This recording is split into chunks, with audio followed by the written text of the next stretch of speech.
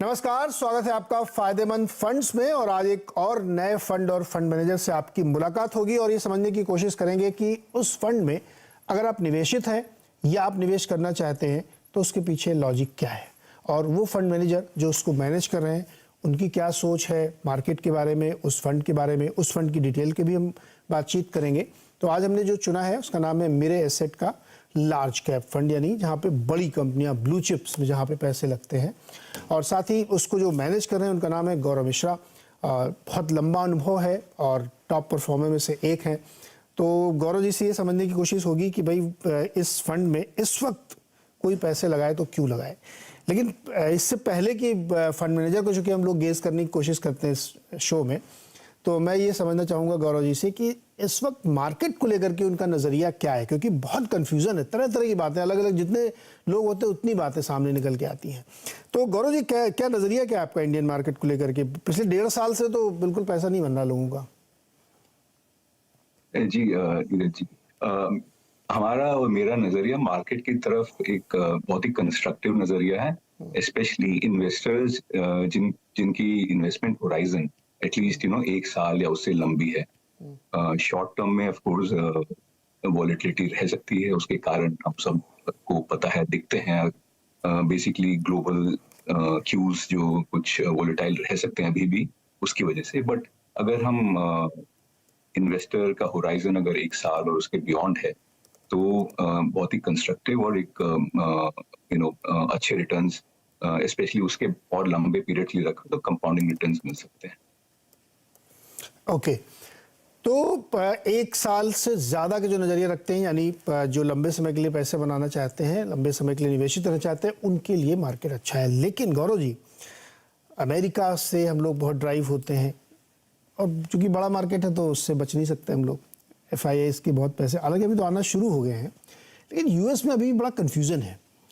कुछ लोग कह रहे हैं कि जो इकोनॉमिक इंडिकेटर्स हैं, जॉब मार्केट की हो, इन्फ्लेशन की हो, वो सब नीचे आ रहे हैं। हाउसिंग थोड़ा सा अभी स्टिकी है, जिसको कोर इन्फ्लेशन मानते हैं, लेकिन फूड एनर्जी काफ़ी नीचे आ गए हैं।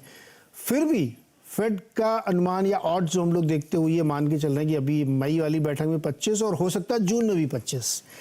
तो ऐसी सिचुएशन में जहाँ पे रेट हाइक लगातार अभी रुक नहीं रही यूएस में, हम भी एक प्रेशर में, हालांकि हमारे गवर्नर साहब ने इस पर बड़ा बोल्ड स्टेप लिया कि पॉज दे दिया उन्होंने।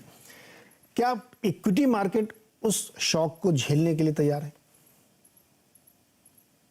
देखिए, ये जो यूएस की रेट हाइक की साइकिल चल रही है, काफी टाइम से ऑलरेडी मार्केट एब्जॉर्ब कर रहा है, कर चुका है। जहां तक इंडियन मार्केट की बात है, जो इंडियन मैक्रोज हैं वो उसका डोमिनेंस ज्यादा रहेगा और आउटलुक उससे ज्यादा डिटरमिन हो। और अगर हम इंडियन मैक्रोज देखें पिछले कुछ टाइम से, in fact right through Covid also और यूक्रेन क्राइसिस में भी एक अच्छा आउटकम इंडियन मैक्रोज का रहा है। और अभी भी आउटलुक मैं कहूंगा कि इनफैक्ट थोड़ा सा मार्जिनली बेटर ही हुआ है। जैसे कि रीसेंट रीडिंग्स हैं, चाहे वो इन्फ्लेशन की हो, ट्रेड करंट अकाउंट और जो डेफिसिट्स हैं वो भी ठीक हैं, बजटरी अजम्पशंस और बजट फिस्कल डेफिसिट आउटलुक, वो सब एक स्टेबल हेल्दी मैक्रो की तरफ पॉइंट कर रहे हैं। तो उस कॉन्टेक्स्ट में जो थोड़े बहुत सप्लाई साइड प्रेशर्स थे भी इन्फ्लेशन के ऊपर जिनका असर था, वो अगर कंट्रोल में आ रहे हैं तो इंडिया का मैक्रो रिलेटिवली थोड़ा सा स्टेबल रहेगा, तो वो इक्विटीज को एक डाउनसाइड सपोर्ट देगा। ऑफ कोर्स मार्केट वोलेटाइल रह सकते हैं क्योंकि ग्लोबल मनी का फ्लोज का इम्पैक्ट रहता है, बट वो शॉर्ट टर्म में रहेगा। और यस, आई मीन जो यूएस की बात है, कहीं ना कहीं जो वो लोग इतने सीवियर स्टीपेस्ट हाइक्स लिए हैं वहाँ की मॉनेटरी अथॉरिटीज ने, उसका असर लैग से आएगा। ऑलरेडी अनइंटेंडेड कॉन्सिक्वेंसेस दिख चुके हैं जो वहाँ की बैंकिंग सिस्टम पे था। मेरे ख्याल से जो ये टाइटिंग भी हुई है उसके भी इफेक्ट्स दिखना शुरू हो जाएंगे। तो आई एम श्योर वहाँ की अथॉरिटीज डेटा देख रहे हैं और कहीं ना कहीं मेरे ख्याल से उसका हम लोग अपने इन्वेस्टमेंट डिसीजन उसके ऊपर बेस नहीं करते हैं, बट श्योरली कहीं ना कहीं पॉज और रिवर्सल भी आएगा। तो इसीलिए मैंने बोला था कि इन्वेस्टर्स जिनका लॉन्गर होराइजन है, तो उसमें ये सब चीजें एवरेज आउट हो जाएंगी। अगर कोई शॉर्ट टर्म देख रहा है तो ये टाइम करने की कोशिश कर सकता है, but normally as an investor आप बिजनेसेस थोड़ा सा लॉन्ग पीरियड के लिए देख रहे हैं और चूज कर रहे हैं। सो मैं यही कहूंगा कि उसका ज्यादा मतलब और डरना नहीं चाहिए। वोलेटिलिटी डेफिनेटली रह सकती है, वो as a investor in equities सबको प्रिपेयर रहना चाहिए। सर अब आते हैं आपके फंड पे। लार्ज कैप फंड है मेरे एसेट लार्ज कैप फंड। बहुत ही बढ़िया प्रदर्शन इसने दिखाया है, जो टॉप फंड है उनमें से है ये, और इसने अपने इंसेप्शन से लेके अब तक बहुत बढ़िया रिटर्न भी इसने दिया है। आप इसकी वेबसाइट पे जाके सारे नंबर्स पढ़ सकते हैं, उसमें हम लोग अपना समय ज़्यादा न दे करके इसको समझने की कोशिश करते हैं। तो मैं बहुत ही ब्लैंकेट सवाल सर ये पूछता हूँ कि किसी भी निवेशक को इस समय लार्ज कैप फंड में क्यों निवेश करना चाहिए? अगर रिस्क रिवार्ड थोड़ा सा रिस्क ले वो, तो मिड कैप में बहुत पैसे बन सकते हैं, लेकिन उसमें थोड़ा रिस्क रिवार्ड है। तो इस फंड की खूबियाँ क्या हैं और क्यों इसमें निवेश करना चाहिए, ये हमें समझाइए। अगर हम लोग देखें कि इंडिया अभी इस समय स्लाइटली $3.5 ट्रिलियन इकोनॉमी है, सब $3.5 ट्रिलियन इकोनॉमी है। अगर मानते हैं, विश्वास है कि जो इंग्रेडिएंट्स होने चाहिए एक कंट्री को ग्रो करने के लिए, वो सब हैं इंडिया के पास। और अगले 5-10 साल के लिए एटलीस्ट जैसे मैं कह रहा था कि डबल डिजिट या जीडीपी जो है वो 3.5 से 5 और 7 ट्रिलियन तक जाएगी कम से कम। इस जर्नी में ऐसा हुआ यदि, तो जो बड़ी कंपनीज हैं, जो इंडिया की जो लार्ज कैप में typically 80% of the portfolio top 100 companies का होता है, तो अगर इतना सिस्टम और कंट्री डबल हुई 3.5 से 5 और 7 ट्रिलियन, इसमें बड़ी कंपनीज तो डेफिनेटली पार्टिसिपेट करेंगी। इन बड़ी कंपनीज में बहुत सारे सेक्टर्स ऐसे हैं, बहुत सारी कंपनीज ऐसी हैं जिनने पिछले कुछ सालों से अपनी कॉम्पिटिटिव पोजीशनिंग इंडस्ट्री में स्ट्रेंथनिंग की है। जैसे कि जो बैंक्स हैं, कुछ लीडिंग प्राइवेट बैंक्स, कुछ लीडिंग पीएसयू बैंक्स। और ये अगर हम देखें तो ये स्टोरी हर सेक्टर में है, चाहे वो कंज्यूमर स्टेपल्स का सेक्टर हो, कंज्यूमर डिस्क्रिशनरी का सेक्टर हो। अगर 20 साल पहले भी जाएं तो जब इंडिया एक लेस देन $1 ट्रिलियन इकोनॉमी था, तो जो उस समय की लीडिंग कंपनीज जो वेल मैनेज, सब नहीं बट काफी जो वेल मैनेज हैं, जिनकी मार्केट में कॉम्पिटिटिव स्ट्रेंथ्स हैं, तो उनने इस पूरे पीरियड में नॉट एवरी ईयर, मतलब एक एस्केलेटर जैसे नहीं, but trending over the period superior returns दिए हैं। जब इंडिया भी खुद एज ए कंट्री डबल करेगा, तो जो लार्ज कैप की कंपनीज हैं, इसमें काफी सारी, सब नहीं ऑफ कोर्स, बट काफी सारी जो हैं ये इसमें पार्टिसिपेट करेंगी। बैंकिंग तो एक एग्जांपल है, बट अदर सेक्टर्स भी डिस्क्रिशनरी में जो लीडिंग, जो अच्छी कंपनी होने लगती है, वो थोड़ी सी उनकी size depending on off course कि उनका टोटल एड्रेसेबल मार्केट कितना है, बट टिपिकली जो लीडिंग कंपनी, चाहे वो होम बिल्डिंग में हो, चाहे वो वाइट गुड में हो, चाहे इलेक्ट्रिक, वो सब ये टॉप 100 कंपनीज में आने लगती हैं। और इसलिए उनके बिजनेस मॉडल्स प्रूवन जैसे हो जाते हैं, रेजिलिएंट एंड प्रूवन। तो अगर वोलेटिलिटी भी रहती है, वो लार्ज कैप में थोड़ी सी कम रहती है। अगर आप हर इंडेक्स का फेटेलिटी देखें कि कितनी कंपनीज हर साल उस इंडेक्स से नीचे जा रही हैं, तो सबसे कम लार्ज कैप में ही होता है। तो एक तरीके से डाउन साइड थोड़ा कम रहता है। और अगर इंडिया ग्रोथ स्टोरी पे इन्वेस्टर्स को विश्वास है, हमको है, मुझे है, तो वो पार्टिसिपेट करने का भी मौका रहता है लार्ज कैप के। गौरव, अभी भी आप लोगों का फोकस क्या बैंकिंग सेक्टर में ज्यादा है, बैंक एंड फाइनेंस में? देखिए, हम लोग का स्टॉक सिलेक्शन बॉटम अप होता है। जो भी at any given point of time circumstances हैं, आउटलुक है सेक्टर का और इंडिविजुअल फर्म्स का, उसके हिसाब से स्टॉक्स की वेट्स बिल्ड होती हैं। इस समय यस, ऐसा है कि बैंक्स का बॉटम अप बेसिस पे जो आउटकम आ रहा है सेक्टोरली, हम लोग ओवरवेट हैं। उसके कारण वैसे मतलब पता है कि साइकिल जो है, ये क्रेडिट साइकिल हो, एसेट क्वालिटी साइकिल हो, सब टर्न अराउंड कर चुके हैं। मतलब ट्रेंड अच्छा लग रहा है फॉर एटलीस्ट सम टाइम। उसके अलावा वैल्यूएशन भी अभी कंफर्टेबल जोन में। सो ये सब कारणों से हम लोग सेक्टर पे ओवरवेट है। बावजूद इसके कि ब्याज दरें बहुत ज़्यादा बढ़ रही हैं, और अगर कटेंगी नहीं तो कम से कम सस्टेन करेंगी। प्राइवेट कैपेक्स बहुत ज़्यादा सर हो नहीं रहा है, केवल सरकारी ज़्यादा ही हो रहा है। फिर भी जी हाँ, क्रेडिट ग्रोथ बहुत बहुत सारे सेक्टर से आ रहा है। केपेक्स एक है, उससे एटलीस्ट हमको भी ज्यादा वो नहीं है इस समय उम्मीद की बहुत कस के रिबाउंड करेगा। बट जो बाकी सेक्टर्स हैं, चाहे वो रिटेल और स्पेशली एमएसएमई, उस टाइप्स और उन सब कैटेगरी से एक डिसेंट हेल्दी ग्रोथ आना चाहिए। ऑफ कोर्स लास्ट ईयर एक लो बेस से काफी स्ट्रॉन्ग ग्रोथ आया था, थोड़ा सा मॉडरेट करेगा बट स्टिल जो डबल डिजिट्स में आना चाहिए। और क्योंकि बैंक की बैलेंस शीट्स, एसेट क्वालिटी, ये सब बिल्कुल अच्छे हैं इस समय। तो इसमें मेरा समझना है कि स्पेशली जो अच्छे बैंक्स हैं, वेल लेड, जिन लोगों ने अपनी टेक्नोलॉजीज और नेटवर्क्स में इन्वेस्टमेंट्स किए हैं इस पीरियड में, उनको इसमें ज्यादा फायदा होगा। तो ग्रोथ थोड़ी सी पहले से मॉडरेट होगी, बट जो अच्छे बैंक्स होंगे वो सिस्टम से बेटर ग्रो करेंगे और मोर प्रॉफिटेबली ग्रो करेंगे। तो वहां पर रिटर्न्स ठीक रहेंगे। ओके। अच्छा, इस समय क्रॉस मार्केट कैप आपने क्या डिस्ट्रीब्यूशन किया है, लोकेशन किया है, ये बताइएगा। और जो टॉप होल्डिंग है आपकी, वो अंडर परफॉर्मर है सर?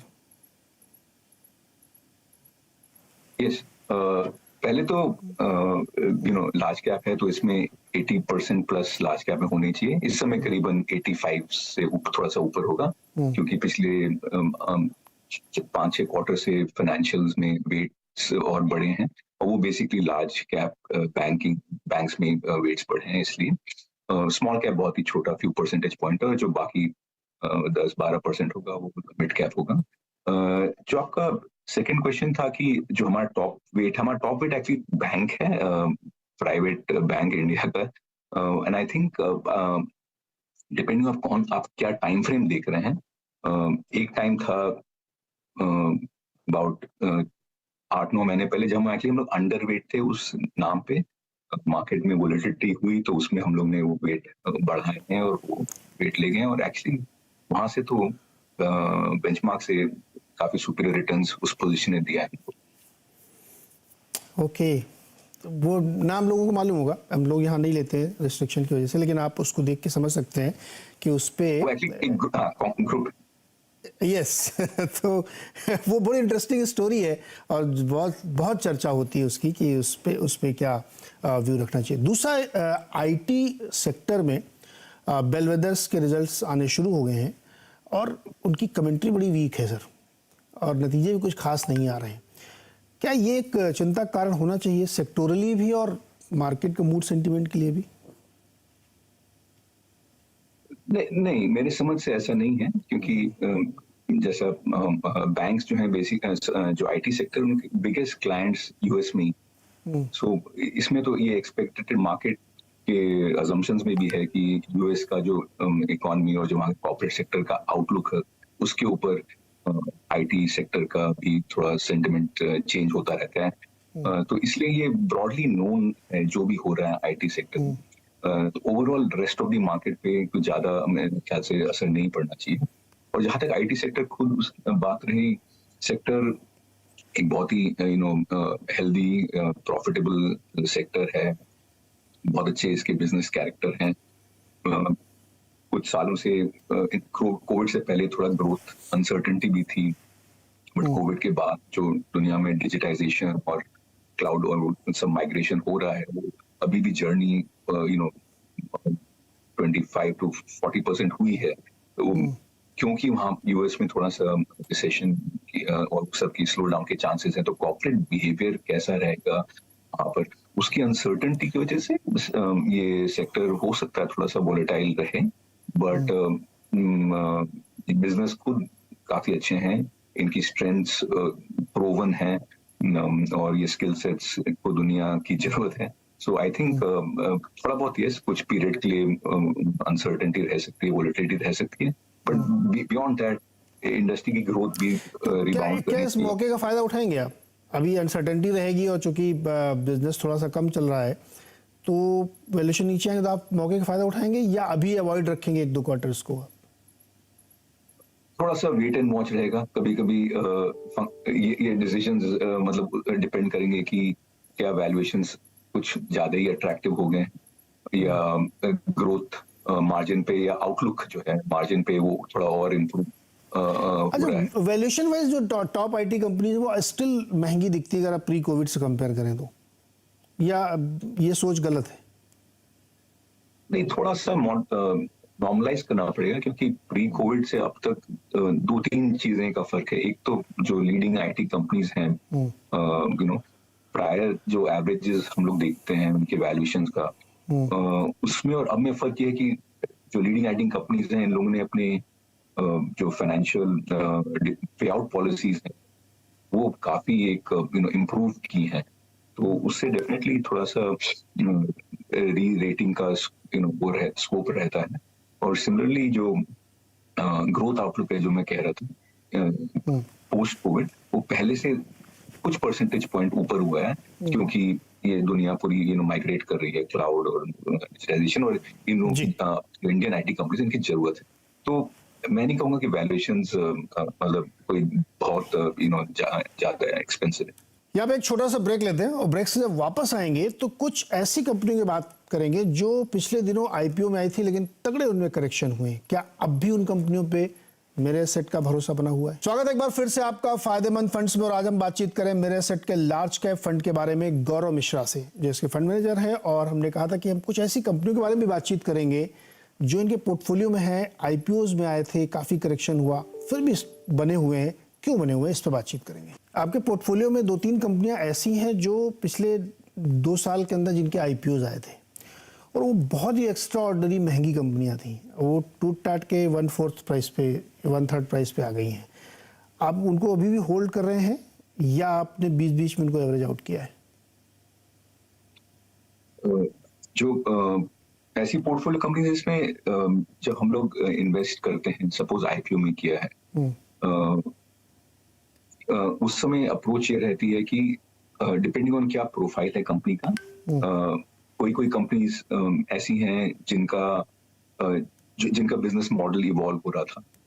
हम लोग को थोड़ा सा कंफर्ट था कि जो ये एड्रेसेबल मार्केट्स हैं, जो अल्टीमेट बिजनेस कैरेक्टर बन सकता है इन फर्म्स का, अगर ये सक्सेसफुल रही तो रीजनेबली प्रॉफिटेबल बिजनेसेस अपने आप में बन सकते हैं।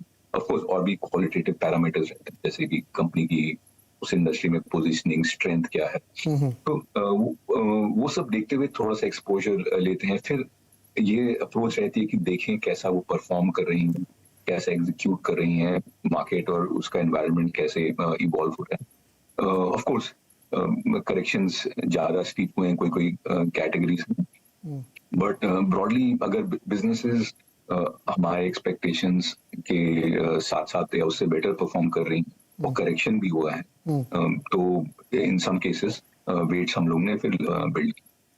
तो आप उनके बिजनेसेस पे अभी भी भरोसा आपका बना हुआ है? आपको कोई उनके बिजनेस में कोई दिक्कत नहीं लगती, केवल प्राइस करेक्शन हुआ क्योंकि ओवर वैल्यूड थे वो?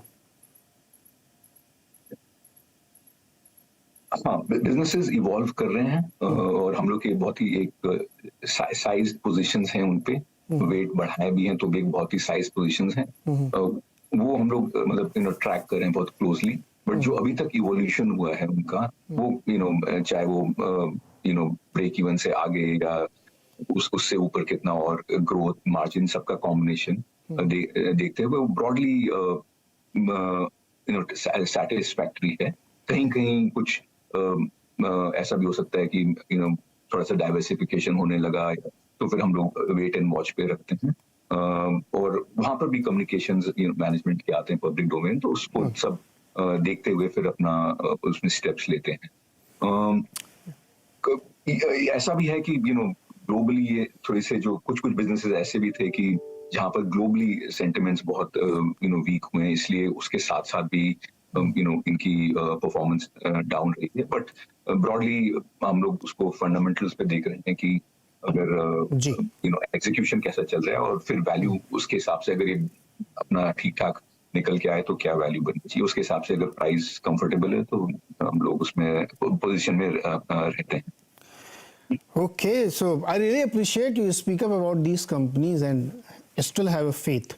गौरव, बहुत मज़ा आया आपसे बात करके, और इस पूरे जो ये फंड है जिसके बारे में हमने डिस्कस किया, मेरे सेट का जो लार्ज कैप फंड है, वो ऐसे मौक़ों पे जब बाज़ार में बहुत अनसर्टेनिटी हो या वीकनेस दिखे तो फ़ायदा उठाना चाहिए, जो हमें बहुत अच्छे से गौरव ने एक्सप्लेन किया। और उन सवालों को भी मैंने पूछा जो आप इनके पोर्टफोलियो देख के आपके मन में ज़रूर आते होंगे कि ये स्टॉक क्यों है। उम्मीद करते हैं कि आप लोग इसको और अच्छे से पढ़ेंगे, और अगर आपका निवेश करने का मन करता है तो आप मेरे सेट के इस लार्ज कैप फंड में पैसे लगा भी सकते हैं। अपनी पढ़ाई लिखाई करिए और लोगों से राय लीजिए। गौरव, बहुत बहुत शुक्रिया, बातचीत करके मज़ा आया। हम लोग फिर किसी दिन मिलेंगे। बहुत बहुत शुक्रिया। Thank you.